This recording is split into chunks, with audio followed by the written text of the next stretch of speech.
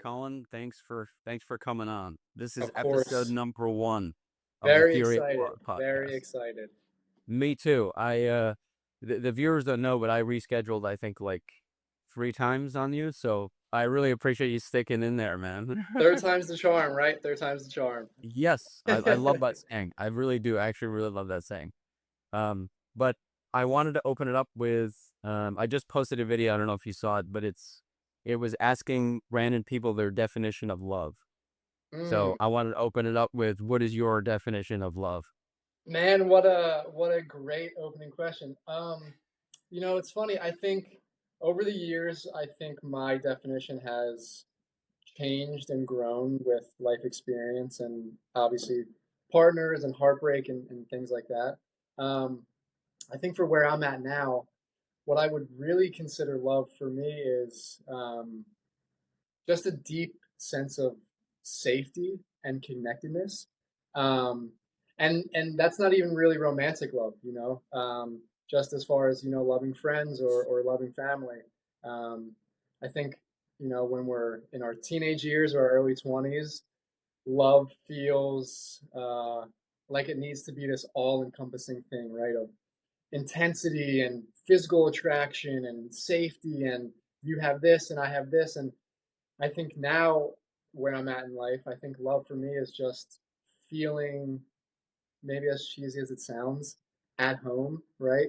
Um, it gives you a sense of, okay, I can be myself here. I don't need to perform for this person to accept me, So I think that's what it is for me now is just a sense of, okay, I can just be me here. I can just be me, you know? Yes, I think that you probably, I would have loved to talk to you on this trade because there was a lot of different answers, Right. and and a lot of people have love pegged as romance. Yeah. So I want, yeah. So I love your definition, and specifically the openness. I made an open closed model, which is basically the system has two states, either open or closed. Really, really Right. simple. Um, and it has a condition of it needs to feel safe, and that's the important part about that. But love in the theory of love framework, which I'm sure you have read, but Hmm. for anyone who hasn't read it, it is a force, and it's a force that describes essentially direction, not perfection, Mm. and it's a force that pulls a system towards integration, connection, and repair. Kind of all of the things that you went like really detailed, so that Right. this is kind of like the high level framework of it. Right. Uh, but yeah, it's it's uh it's a lot more than romance, and I wanted to, the reason why it was made is for mental health. I mean, that's why I created it. That's why I have a website. That's why I'm doing the podcast, Right. because it is such a, that's why I specifically picked you too to be on the podcast, because I love your Insta, I see them on Instagram, but your Instagram Yeah. posts, they're always they're always kind of, I'm always kind of like, yep, it's almost like that's my framework right there. I'm Right. watching someone live it. And what you do really, really well, let me just flatter you here, is that you reach people where they are. Like, you can reach out and poke them directly how they're feeling, and then pull them into a new space. And that Yeah. is essentially what this, I think, the system fails to do right now. Yeah, it's interesting you mentioned that. So in posting these videos, I've had people comment and reach out through direct message and basically are saying almost exactly that. And there's all these fancy videos online that give you a very brief description and it's very generalized and it's if you're going through this, this is what's going to happen, but it doesn't speak to the emotional side or really even like the neurological biological side of what's really happening in your body.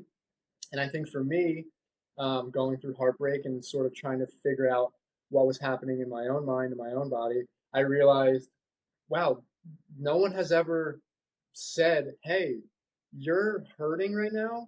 And it's not just because you love them so much. There's a real biological and neurological reason this is happening. And I think at least my hope in putting those videos out is to give people an opportunity to say, okay, it's not me. Like there's nothing wrong with me. My body and my mind are doing what they were designed to do, you know? Mhm. I say that on threads a lot to people because I think the mainstream has it like, oh, you were miswired and Right, right, you're broken. right, right. And it is like you exactly like you said, it's a system working exactly as designed. It's Mhm. designed to keep you safe, and it's really harmful to your body. I mean, that's the conclusion I've came to, and not just in a mental health standpoint. Yeah. Yeah, absolutely. Yeah, and I think sort of to your point, there are people who go through these experiences and they're hurt from the experience. And then on top of it, now you have social media who is sort of portraying you as this broken toy that needs to somehow figure out how to fix your brokenness before you can heal.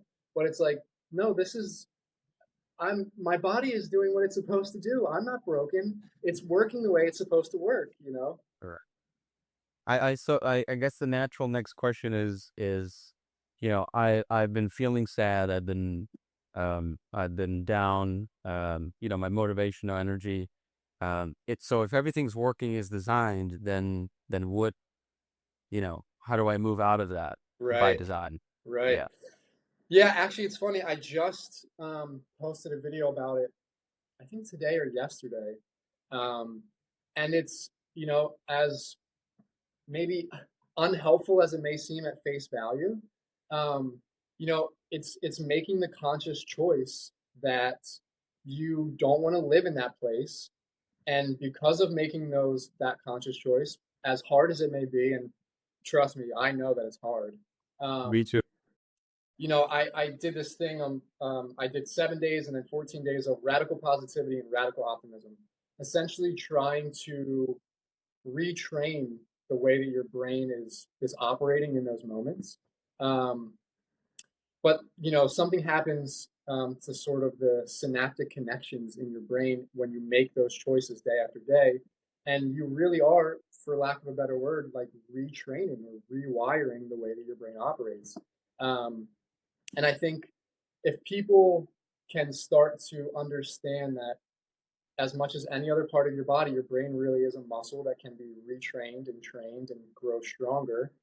When you can change sort of these neural pathways without getting too sciencey, when you can retrain these neural pathways of pain or rumination or all the fancy words that people put on what happens after a breakup, Yeah. um, you can really help your brain get to a place and your body too, obviously, where it doesn't happen overnight and it doesn't happen in a week or maybe 2 months, but you will wake up one day and you will realize, wow, it doesn't hurt so bad today.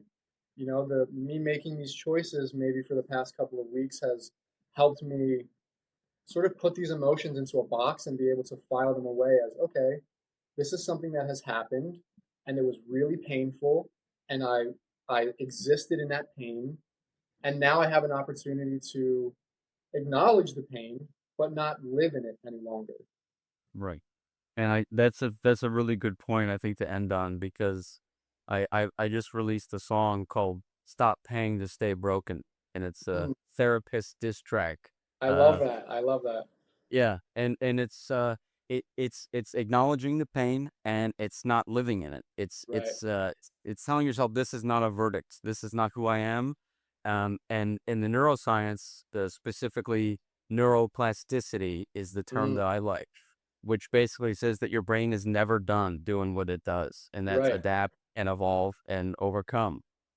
Uh, and that's I think what the natural thing to do when you're stuck is to go ask for help, and the the methods that we do so are very much broken.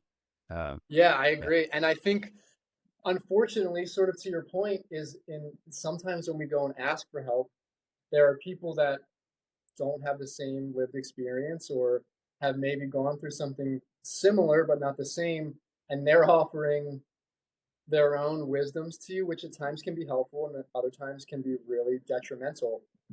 Obviously, therapists have sort of a duty of care, but what I have found in being in therapy and trying to work through some emotions is therapists are really good at keeping you living in it because they want you to process it.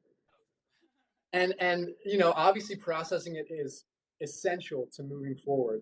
But I think, and I don't know, maybe the therapists out there will get mad at me for saying this, but I think there's only so much living in it that you can do before it becomes detrimental. Sort of to your point that you said earlier, is there's a lot of people who feel like it's a verdict.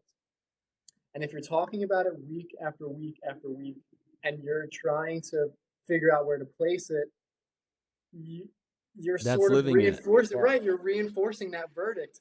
Yes. While I think it is beneficial, I think, yeah, I think there are some areas in therapy that could definitely use some adjusting in terms of sort of pushing To you put it forward. put it lightly, Colin, to put Right, it lightly. right, But let exactly. me let me so let me play devil's advocate. Let me just be the therapist. Yeah. Um, well, I lost my train of thought. What did you last say just now?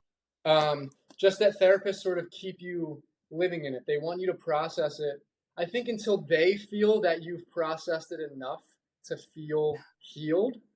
Yeah, But yeah, whatever metric that is, you right, know? right, exactly. So I did come to my point. A lot of the times I see this online on threads is, it's you're just Mm, avoiding the pain, you're ignoring it, and that's actually detrimental to your mental health. yeah, And to me, that mindset is no good because you're in this spot because of that experience. How is that avoiding it? right, It's overcoming it. It's just right, framed right. in a really shitty way. Yes, yes, absolutely. Yeah, I think, yeah, that's a really interesting point to to sort of say, yeah, how am I avoiding this? I'm living it every single day. I'm living it, when I wake up in an empty bed, or I'm living it even with a best friend who no longer talks to me. Like, this is something I'm living every day. There's no avoiding this. This is an everyday part of my life. But I think it is important to say that there is the potential for avoidance sort of in these situations. And I think that's where it gets really, really dangerous for healing and mental health as well. Yes, because to me, the theory of love frames avoiding as fear. Mm, Because it is fear. I mean, yeah, and specifically in how it relates to therapy is that they use boundaries.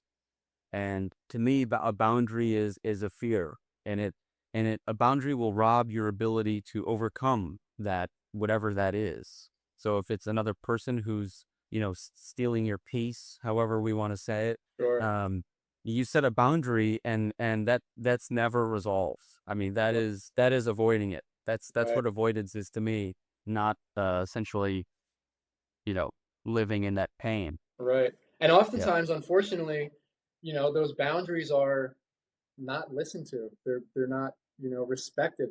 So now you're doubling down on, sort of on that pain. And now you feel like shit too because you set this boundary you promised yourself, and you're like, I love that person, Right. come on over, dude. And then it's like, Right. oh, what did I do? Right, exactly, exactly. But so I don't want to turn this into another therapist diss Right, track. So right. let's move to medication. Medication is at I guess the front of every single mental health diagnosis. I mean, it's the Yeah, first thing they're gonna do if you're admitted. And um, I I have gone through my experience with mental health. I was brief about me. I know you don't know this, but I was diagnosed with bipolar at 18, and it was just, here's the pill, sure. and you got it, and that's it. And you take the pill, and Right. you go home and you go live about your life. And I did that for brief periods, and it was not helpful. Mm, And that was the conclusion I drew, is that it's not helpful. And then upon further inspection, I found that the medication, um, it actually worsens the condition. I mean, the schizophrenia, bipolar, kind of all these major ones where they're like, you need to be on meds, like you right. cannot be off your meds.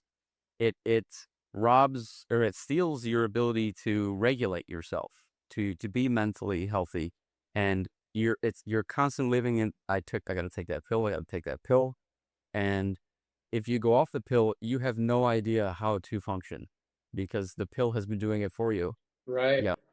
I think it's really interesting. And while you were speaking, I sort of had this thought of, I think we're in a time now where someone may be depressed or anxious and they're prescribed medication, and sort of to your point, it numbs those feelings. But if you miss a dose or you miss a couple of days, it now comes flooding in 10 times harder, and you're lacking your own regulatory system. And I think what's really interesting is, especially in society today, people may not want to take your SSRIs or your anti-anxieties, and will supplement that with drinking alcohol or smoking weed, or doing different recreational drugs. And it all really is a dependence on some chemical to regulate your body for you. When I think we all have the ability to regulate. Now, obviously, there are some conditions that maybe do require medication if you're really far past the point, potentially. But I think everyone at a certain level has the capacity to regulate themselves in a helpful and beneficial way without the need to numb or suppress that feeling. Yes. Yes, exactly.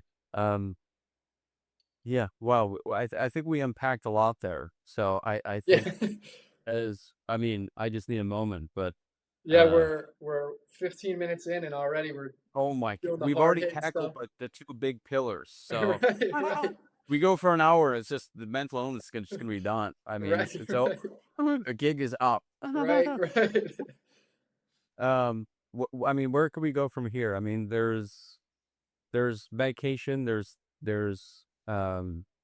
therapy, and then, I mean, what we talked about, like, your mentality is the 14 days of, radical positivity, I think is what you Yeah, called it? yeah. So it was essentially a challenge that I had for myself. So, I was involved in a major motorcycle accident. It took my mobility from me. Thankfully I'm able to walk now. But I spent, days in the hospital in bed, and then coming home, I spent almost 2 months in my bedroom with nothing but my phone, really. And what happened during that time is I fell into sort of, I guess, what I can only call somewhat of like a cognitive dissonance, right? Like, I wanted to live a life and I wanted to be better. And every single day, I was stuck with this like confrontation of, how are you going to do that? Like, you can't go to the gym, you can't get outside for fresh air, you're stuck in bed. How are you going to do that? And there came a moment where I realized, wait, I I can make the decision, even though I'm stuck here, and I don't know what my future holds. I can make the decision now to use this time to decide, you know what, when I am healed, when I am able to walk again, I want to live life differently. I want to be a different person. Um, and through that challenge I gave myself, and obviously it's work, right? Like, not every day is perfect. There are really hard, challenging days, and your old habits and your old way of thinking really, really want to pull you back in because it's comfortable and it's familiar, and it's the cycle that you're used to. But giving myself this challenge, I realized, okay, I'm having a hard day. Let me be radically optimistic about what the rest of my day might hold. Let me be radically positive about what my life could look like in 3 months. And in doing so, in moments of like darkness or in moments of real sadness, I was able to sort of remind myself, no, today we're choosing to be positive. Tomorrow may be a challenge that we can't choose positivity, but today is a day that I'm choosing radical positivity and radical optimism. Um, and I was really in the beginning trying to trick my brain. I'm sad, I'm Yeah. stuck in bed, I can't do anything. What can I do to not feel like this? Um, And so that's sort of where the challenge started is how can I not feel like this anymore? How can I make a decision for myself to not feel like this anymore, you know? That is incredibly impressive. I think a lot of people get there and they don't. This, I mean, did you create the challenge? Did you see it somewhere? No, so for me, and maybe it is, I don't want to take credit away from if someone has maybe created it out there. No, For take me, it. Take. no, yeah, for me, I didn't see it anywhere. For me, it really was in a moment of like world crumbling. Like I felt like my life was falling apart, and the things that I found joy in sort of were taken away from me, and um, even sort of like romantic relationships in this place of depression and anxiety and healing were starting to fade and go away, and I was feeling like, what is going on in my life right now? You know? You're opening back up. You're open. Right, right. So, yeah, it really was like, and I think everyone maybe reaches a point in their life where they understand that something needs to change, whether it's a radical change or something small. I think that everyone sort of gets to that place. Um, and for me, it was I'm I'm going to make a radical change. Now with that, like I knew that I wasn't going to sprint the marathon without training. There was no way that I was going to be able to sprint my way to healing and growth and just be better.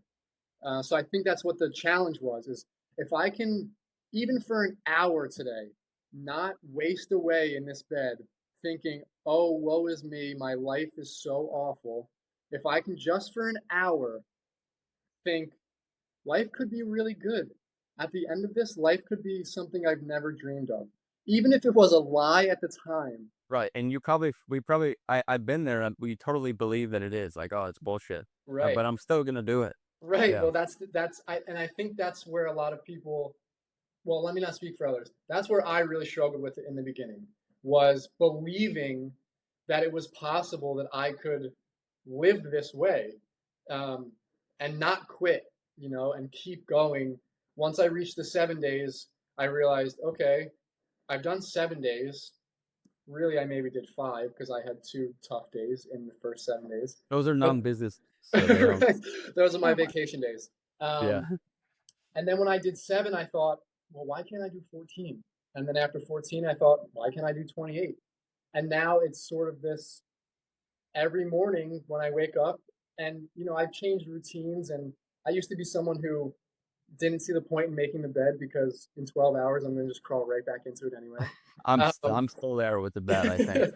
it's but in those small life changes, um, like now making the bed every morning, and sort of during that time, I'm reflecting on, okay, this is my first task of the day. I'm doing my first task, and in that moment, I'm choosing, okay, today's going to be a good day. Look how nice the bed looks. Look at how crisp my fall, different things like that, which have helped sort of propel that thinking in the moments of sadness or grief or despair. Um, it has really, I don't want to say transformed my life, but it's in the process of transforming the way that I operate in my day-to-day life. Um, I definitely, before my accident, had a lot of road rage and sort of driving aggression. Now that I'm back to driving, I'll have moments where I catch myself being like, "What are you? You know what? Not really that big of a deal. My day is pretty good so far, and it's that radical positivity and radical optimism where I'm deciding like these were old habits and old behaviors that really didn't serve me at all. And if they did anything, it was make my life harder because now I'm Yes. carrying the anger from this person who maybe blew a stop sign, or I'm carrying the frustration from you didn't use your turning signal. How could you not use it? But it didn't serve me, you know? Yes, and then when it comes up, so it came up in your life again because it's always kind of going to, but it was rare. It was like this is different. Oh no, this is the thing that I don't want, and it's kind of easy to dispose of in that Yes. way if you're Yes. always radical. There is there's a health and wellness guy who I listen to a lot, Higher Up Wellness. I'm sure a lot of people have heard of him, and Michael Smoke. But he said something in a podcast that I was watching where he said to name sort of your lower self or the self that you're trying to change from. And when I heard him say that, it really stopped me in my tracks because it gave me the ability to say, okay, this person, for now we'll call it Bob. Bob was living a really awful life, and he was angry and he was frustrated, and there was no joy, or he was lacking immense joy. When I find myself sort of going into those places, I think that's Bob. That's not Collin. That's Bob. And I'm able to sort of become an observer of that separate entity, you know. And it that has really, especially with like the driving or the, if you have noisy neighbors or whatever it is, you get to view, okay, well maybe I would have, turned the hose on and sprayed it over the fence at the loud neighbors, or whatever. But now you get to say, okay, well that's just something that I don't do. I'm not being that person anymore. So Yeah. I would say well, a lot of people call it well, peace, and Mhm.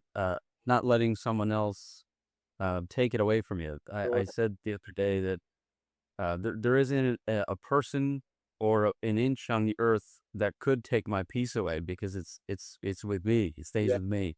So if you were to just light me up right now, I think, sorry to use you as an example, No, but no. for people listening, that says more about Colin than it does about me. If Colin were to do that, it's, oh, you're this nobody, this loser, and Right. somebody who's a good person, and most people are amazing, will take that to heart, and Yeah. they'll go, Colin said that, and God, there must be some truth behind it, but it's not for you. It's Right. someone else's ick, and don't take it. Right. Yeah. That's sort of like in neuroscience, there's something called rejection sensitivity, where you someone will sort of say something about you, whether it's a friend or a family member or a partner.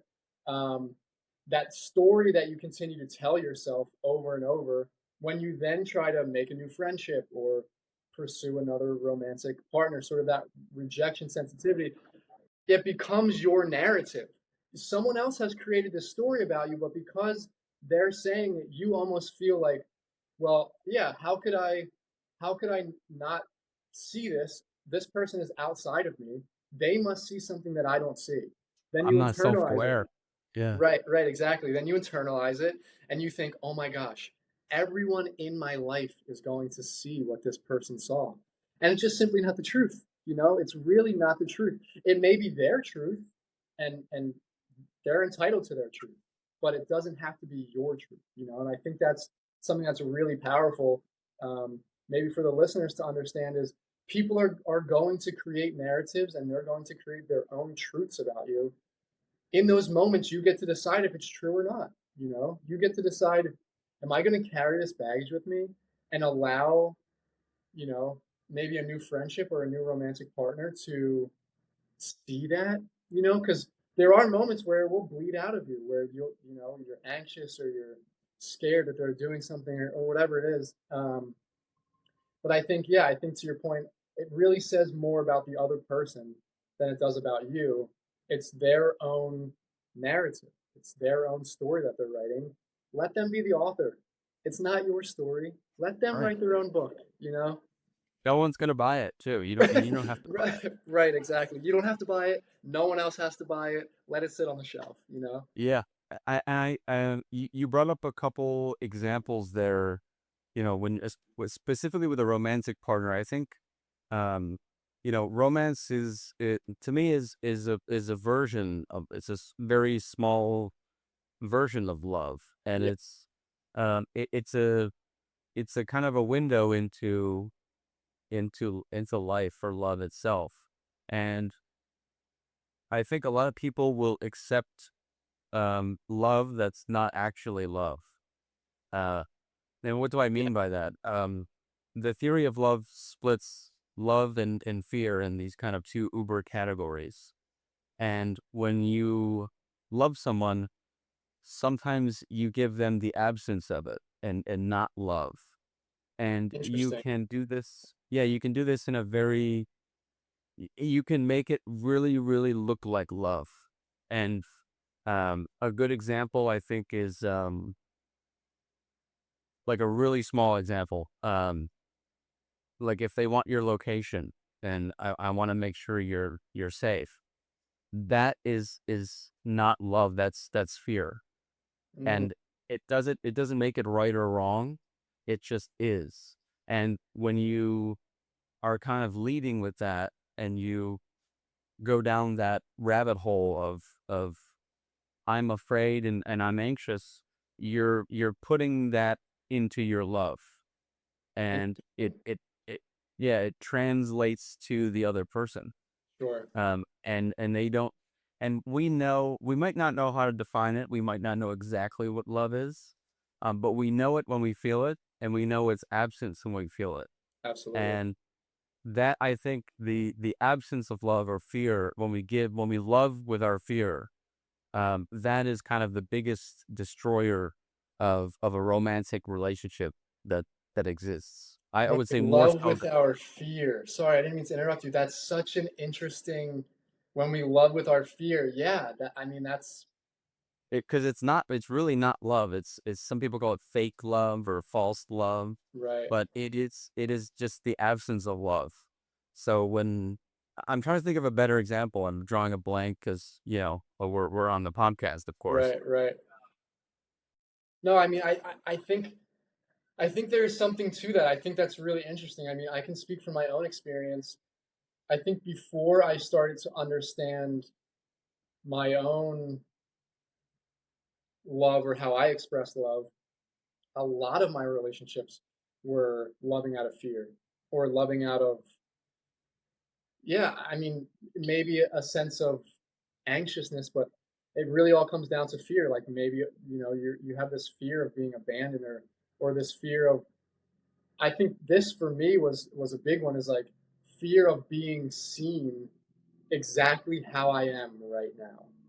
Because I think sometimes in life maybe we're not happy with where we're at, in our station or our job, or maybe physically or even mentally, we know that we're not maybe where we should be.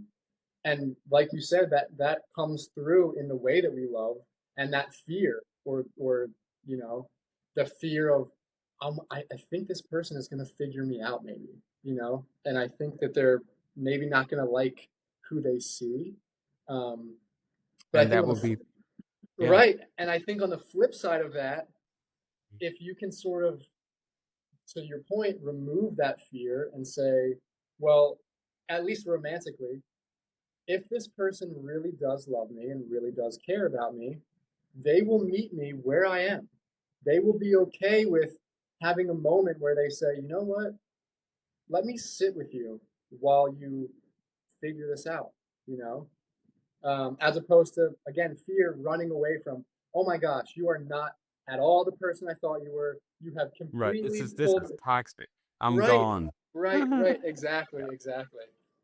But I think I keep thinking back to what you said, like loving out of fear. I think that's so, so, so interesting. The framework.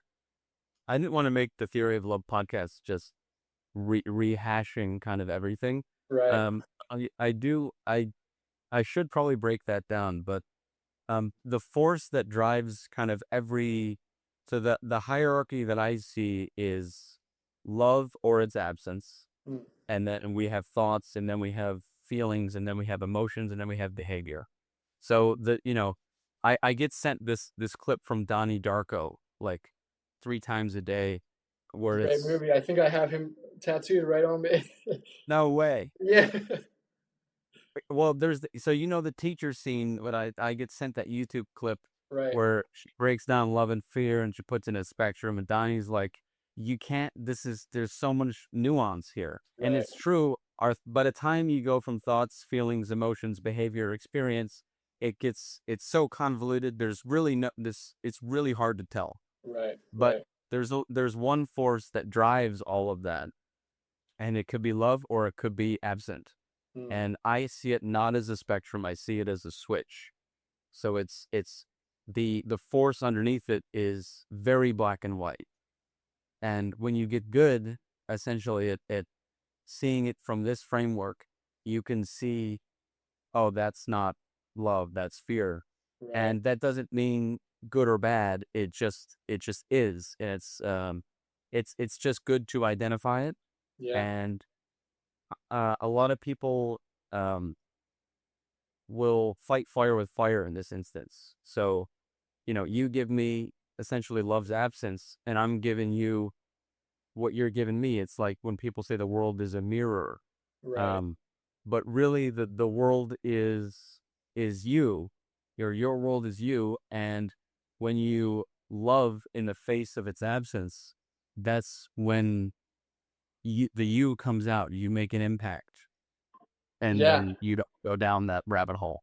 I think that's really powerful is being willing to love in the place of its absence, really, you know. Now obviously there are, at least in my thinking, some small like caveats, you know, in at least in a romantic relationship and maybe even in a platonic relationship. You can love to the best of your ability in the absence of love, and eventually, you know what, now that I'm sort of speaking out loud, I'm realizing that love could be self-love, and making a decision that you're not going to continue to give all of yourself to this person in a place of absence, you know. I Yeah. sort of just had that smack me in the face of, you love, at, sort of as we're talking about it, is it could be everything. It could be self-love, romantic, platonic, but I think I love smoking.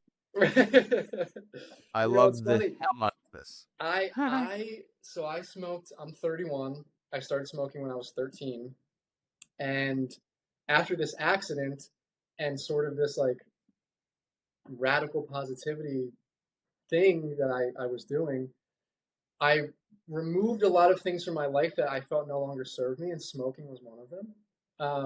And I never, if you would have asked me even 6 months ago, hey, do you think you'll ever, stop smoking? I'd be like, what, dude? I love this. What are you talking about? This is how I just chill out. And now, funny that I say that I love this. Now I have shown smoking my absence of love. I have removed my love from smoking. Um, Well, you say it makes you chill out. So you were not smoking out of love, you were smoking out of its absence. yeah, or the And necessity, the yes, necessity of it. it's people say it takes the edge off, Right. and that's the fear. It's a vent. Well, Literally back that you back to our smoke. first 15 minutes. It's again, it's sort of like your Lexapro or your SSRIs. It's what It'll you use to regulate yourself outside of your own body's ability to regulate yourself, Yes, right. even for those 5 minutes that you're smoking or whatever it is, I now now I now now I feel like I'm coming at you. Hey man. no, no, no, it's no. I do it. I do it. I know I do it out of love, and I do it because it makes me sharper. I Mhm. mean, it just uh I know a lot of people say, well, that your brain is going to adjust. It's kind of like taking medication for mental health. Your brain will just adapt, and you'll build a tolerance. But I don't feel that at all. Mm. And I think nicotine is misunderstood, and I think that um Alzheimer's, I think, is a really shitty way to go. And so is colon cancer. And Right. this, I know it's highly debated whether that's the case, but nicotine makes me go to the bathroom, That and it definitely. yeah, and it shows it heightens my cognitive ability, I guess, for lack of a better term there. I did just see a study, and it's so interesting, having sort of removed smoking, or yeah, smoking from my life. I just saw this study, not to get too far off topic, about nicotine during workouts, nicotine pouches, or smokeless tobacco. Um, and I don't want to misquote the article, but it essentially was saying something to the effect of what you're saying and making you sharper, that it provides sort of this extra push or this extra boost when you're in the gym to sort of really stay locked in, which I found, was really, really interesting to think there's this chemical that people really demonize, that could potentially, maybe if studied more, could end up being really beneficial for some people. Yes. And I think what I really think did it was cigarettes. And anytime you're heating something up, you're burning it and you're inhaling it. I mean, that is, I mean, I think we can all agree that that's not great. Right. Um, but doing the vaping is I think a huge step, and even as a step further would be to like just do gummies Right. or for candy like it should be in the food. I mean, if you Right. ask me. Uh, Right. we talked smack about medication for I think the first 15, but um, drugs are they're not really the problem, but they're not a solutions, and it's how you use them and what they actually chemically do. Yeah. And I I am a theorist. I have the theory of love, so I gravitate towards love. And Sure. amphetamines in particular are chemically very, very close to love in your brain. Interesting. And and nicotine is similar. It wouldn't be as powerful as say like an Adderall or MDMA. Sure. Um, but it promotes the good stuff that we like. That all too often I think is demonized. I mean, people are like, yeah, I need my dopamine fix, and Right. but I yeah, think, I don't. you Yeah, touched on MDMA. I think it's really interesting what happens, not just physically, but sort of, with your brain when you're on a substance like that. Because what you're saying is true. It brings out, you see people who are at raves and, they fall in love with these people that they are only with for a couple of days. Um, I actually, now that you mention it, I'm going to write that down because I want to sort of look more into that. But I do think it's interesting that these things really do pull that sort of chemical, whether it's oxytocin and dopamine or whatever it is, it's all of them. Yeah, yeah, to the serotonin. forefront. Yeah, Yeah, exactly. Obviously, it heightens it, but you know that has my own wheels turning as far as like what there has to be potentially some therapeutic benefits to definitely, these definitely. compounds. You are 100% right, and uh, there's a lot of idea of like I take the an MDMA and then I come down and now I'm essentially withdrawing and it's actually harmful. As someone who's for legal reasons is a joke, I've done MDMA and I've Right. done amphetamines. It doesn't leave, and it's almost like you're worse off. I found that it essentially has created a pathway in your brain, and it may not be there yelling and screaming and dancing, but it is still there and you can tap into it. Essentially, if it was like a ball or a snowman rolling down a hill, MDMA got you over the hump and now you're rolling in the right direction. That was a And thought that I had while you were speaking is when you're under the influence of these chemicals or these compounds, it is sort of like opening a door to maybe your true potential for these emotions. Um, like really, if you're someone who loves deeply, I'm sure if you're taking these chemicals, that love, which obviously always exists in you, is now, compounded tenfold. But I really think to what you're saying, like it really creates an open door or sort of this pathway to like your potential to feel that deeply, whether it's with them or without the drug. It's sort of showing you like you might feel like you're a closed off person or anxious around other human beings, but when you have sort of this wide open door, here's your potential. here's how deeply you can Yeah. really love, Yep. you know? It's almost like a reminder. Yeah, exactly. That's very Yeah. well said. Yeah. Uh, and I touched on it briefly, but someone in the video, when I asked people their definition of love, he said obsession is his definition. Mm, And I loved that answer because one, it goes to show you that we typically use obsession as a weapon. right. Like, you're obsessed, you're addicted. And I told him I'm only addicted to things that I love. And Wow. it's so addiction to me is essentially, it's an opinion. It's a dagger, as Right. like, you're addicted. You shouldn't be doing that. It's Thanks for your input, my friend. Right. What You I know, would it's say. funny. I'm going to leave this podcast with so many video ideas because what you just said I think is so powerful. I'm only addicted to the things I love. And I mean, if that just doesn't show or tell someone how deeply you love this thing or this person or this activity, if you really truly feel addicted to this love for this thing, I mean, I think that's powerful because obviously there Yes. are chemical addictions that like affect your body. You know, you go through withdrawals and things like that. I think to phrase it like that is really powerful. I'm only addicted to the things I love. I think that's profound, dude. I think that's profound. Yes.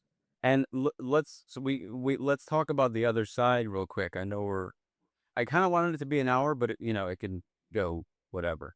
Um, but the other side of addiction is well, what about an addict, essentially? And I would say, one, I don't believe that there's something wrong with their brain, that an addict is a disease. It Addiction, or what someone would say, I'm an addict. That to me is fear. It's love's absence. And let's use words to break that down. It's avoidance, it's escapism, Yes. it's just fear. And when we're afraid, or we have love's absence, the only thing to fill it is love. So you reach for things that you love, and all of a sudden I'm reaching for a bottle 99.99% of the time because there's nothing else in my life that I love. It's really, my life has really, my environment sucks, but I have alcohol, and Right. I'm gonna be addicted to it. And that comes with problems. I mean, if you're escaping, and I mean, that is something to work out. Um, but to place it on the substance or the drug is to be illicit in the war on drugs, and that is awful. You know, I think I want to sort of crochet a few of what you just said together. I would say that addiction as a disease, sort of going off of what you just said, would be, yeah, a disease of an absence of love. Now, I think truly a lot of the reason that people turn to addiction, or not turn to addiction, but sort of become addicted, is yeah, they have an absence of, if not love, an absence of something, some void that they're attempting to fill, and then they fall in love with the bottle or the needle or what have you. And while there are physical sort of parts of that, I think the first couple of steps, because at this point now in 2026, there really should be no new, heroin addicts. There should be no new, we know the science behind it, and yet every day people fall sort of into the trap. And I think, to your point, people allow themselves to fall into that trap because, yeah, they're missing. There's an absence of Mm. passion or compassion or something in their life that says, you Yeah. know what, this is what I'm going to fall in love with. And I think that's really interesting. I mean, I have friends and family members who have dealt with addiction, and I've seen it firsthand, and I can see how detrimental it is. But sort of listening to you speak, when I look at where those sort of addictions stemmed from, it really all is, you know, Fear. yeah, fear of not feeling love, or fear of not having your things together or your life together, or fear of not being where you think you should be. So you know what? I need to figure out a way to numb this and not Mhm. think about it anymore, you know? It's the most understandable feeling in the world, Absolutely. right? An addict is a metric for potential, just like every other mental illness. It's just a measurement of pressure, and to call it a disease would be inaccurate because it's not a verdict. Yeah. Yeah. Yeah, I think it's really interesting to sort of phrase it in that way. I like I said, my own experiences with addiction, I have never phrased it in that way, but now that you sort of put it to me that way, again, I'm telling you, I'm gonna go record about 15 or 20 videos, you know, at the Ish. end of this. I'm that makes me really happy because I love your posts, and honestly, we can do a follow-up episode. I Sure, mean, if yeah, we both want to digest, and we could do part two. absolutely. Um, and to finish the where were we? The addiction thing. Um, Sugar, I lost it. It's gone.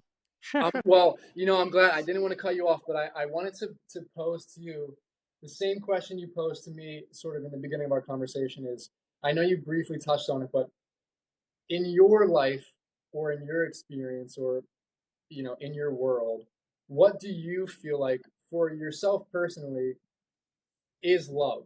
And I know you have the theory of love and you've sort of, done the theological sort of examination of different but I would like to hear sort of what your stance on what you feel love really is for you. Maybe not for everyone, but for yourself. To me, love is a force, Oh, and you did it's say that. yeah, and but yeah, the theory it references love, but it doesn't say what it is. That's my only issue with it, but Right.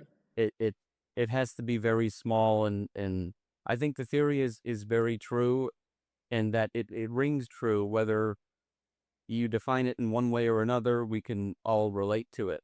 But it really, to me, love really is everything, Mm, and it's um yeah, I mean, just you really can't begin to like words can't contain love. sure. Um, but I tell people that it's everything from the ant beneath your foot to the stars above your moon. Everything is. I think of it like a kind of an organizing principle of everything. I Interesting. mean, what's something that fragments or something that dysfunctions, there's no love there. And when there's love, there's connection, there's integration, and it's what I call health. I mean, it is coherence in itself. Right, right. Man, I love that answer. That in itself, besides all of our conversations already, that in itself has given me a lot to sort of chew on and think about as far as. And I love that you said love is a force. I think that I would agree with that. As love is a force and is a powerful force at that. I think yeah, love is definitely a force, and it is a force to be reckoned with for sure. Yes, it is. Yeah, but so is its absence. Sure. Uh, you can't have one without the other. Right. But and some everyone's like, well, I typically get like, oh, this guy, he's like a new age, it's bullshit, and Right. this he's riding this high. But I look at love's absence as an opportunity. It's nothing but a gift to place love where it isn't. I mean, that is where you make an impact. That is Yeah. that is what opportunity looks like when there's not love and you can give it. Um, Absolutely. well, and I say give it, I really mean share it. I mean, giving your love is a mistake because you know what's best for you. I know what's best for me. If I give you my love and you might not know what to do with it, it's a really tough spot to be in for Sure. you, even if you love me very, very, very much. So in relationships, you share your love, you extend your love, you grow your love, you Right. never give it away for somebody else. Very interesting. I saw a video where the person making the video essentially said, You know, you have to find someone who understands your love. Because can you imagine spending the rest of your life translating your love for someone who doesn't understand it, you know? And when I heard that, I'm like, man, this guy really hit the nail on the head here. I would hate to spend whatever it is, you know, the next 40 years I have on this earth translating over and over and over the way that I share my love, you know? I thought that was really interesting to sort of hear it in that perspective as well. So, Yeah, and we doing that video of asking people how to define it, it comes at a surprise. And what I say is, how you define love is how you live your life. mm, Because love is the force that's driving us, and you don't have a definition, or maybe you have a loose one, or maybe I mean, I've even gone as far as see online is like, I don't believe in love. And that to me is like deeply sad yeah, that that we get there. And it's understandable because I've personally been there. Um, like it's there's so much as George Collin was saying, so much bullshit right, that how is love not just another piece of bullshit in the big pot.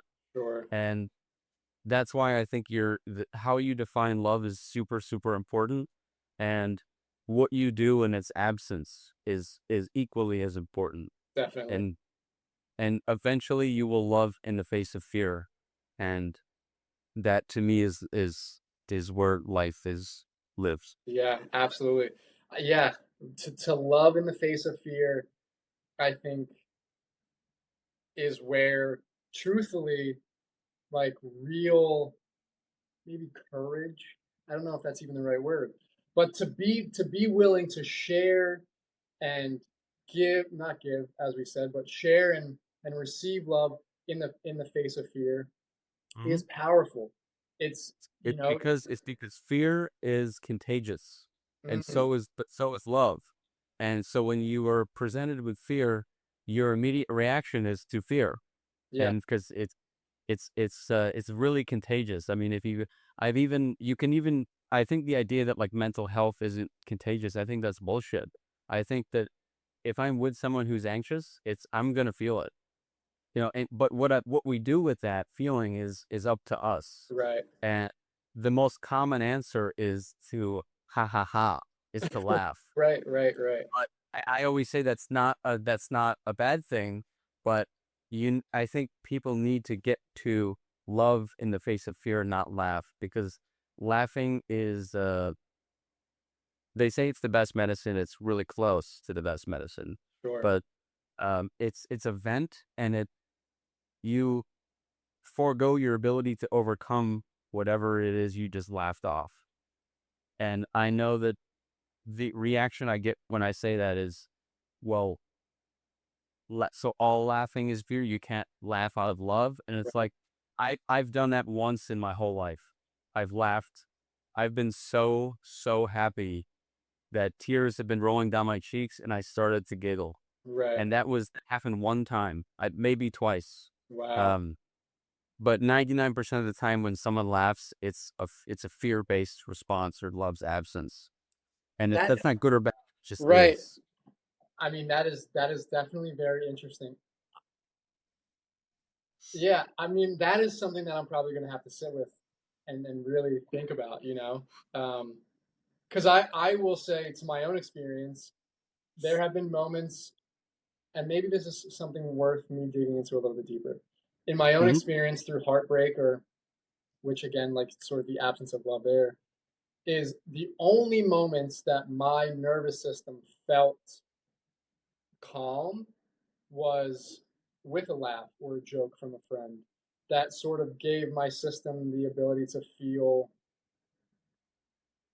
maybe not afraid, you know? I think that it's what we would call comfort, maybe. Sure, Um, and essentially, um, it's quieting fear. I mean, the that's the treatment. right, That's what we do. We just quiet fear. right, Um, and it works. I mean, it's a tool. Think of it like a tool. Um, but at some point you need to get out of that car and just go to a different car. Mm, There's no point fixing that car anymore. sure, You can take the love car. This is a sure, terrible sure. analogy. Right. Definitely.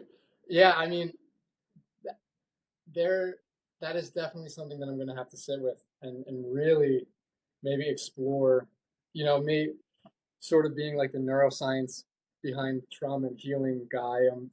I'm now going to just dive into the neuroscience behind sort of laughter as it relates to fear, but definitely very interesting to think about. Yeah, you mentioned trauma, but that's that's just fear, Yeah, and and it's a particularly tricky one for a lot of people because I consider the brain a prediction machine, and absolutely. when your environment has when you've drawn the conclusion that the environment is unsafe, and for a lot of people that is the reality, is that Right, their environment is could physically harm them, actually. Um, you carry that trauma, and that's why I have the condition of safety on love, is that you have to feel safe, and there is perspective there. Like if you and I go out and grab drinks and there's a fight going on, and I've never been in a fight, I could not feel safe, but you're like, dude, right, I grew up with four brothers. This is no big deal. So you have the safety and I don't. right. So you're open, you have no fear, but I'm sitting there in the same exact environment and I'm not feeling it. So Yeah, there's a little perspective, and there's a little bit of, um, we live in a society type of thing of for like, sure. it's Def- real. Definitely. Man, I really, you had mentioned maybe doing a follow-up. I would love that just because your perspective is is truthfully one that I have never really heard before.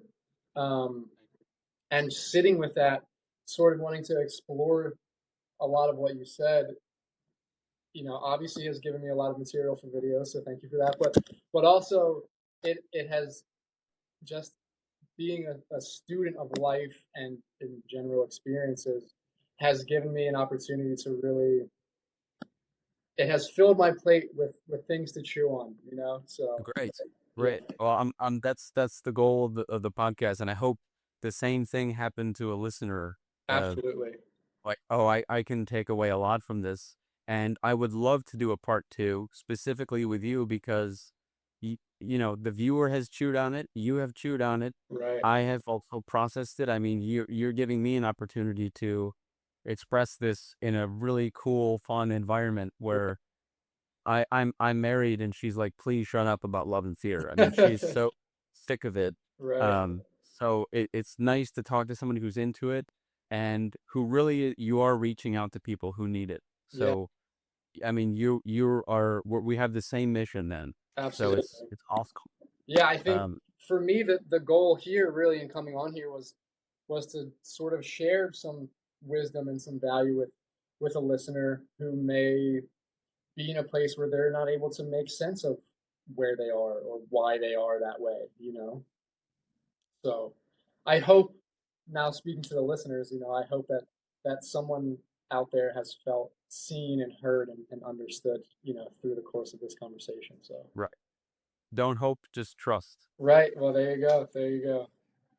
Thank you, Colin. Well, I Perfect. guess I'll see you next week. So Perfect. Yeah, we'll make something happen. I love it. I love it. me too.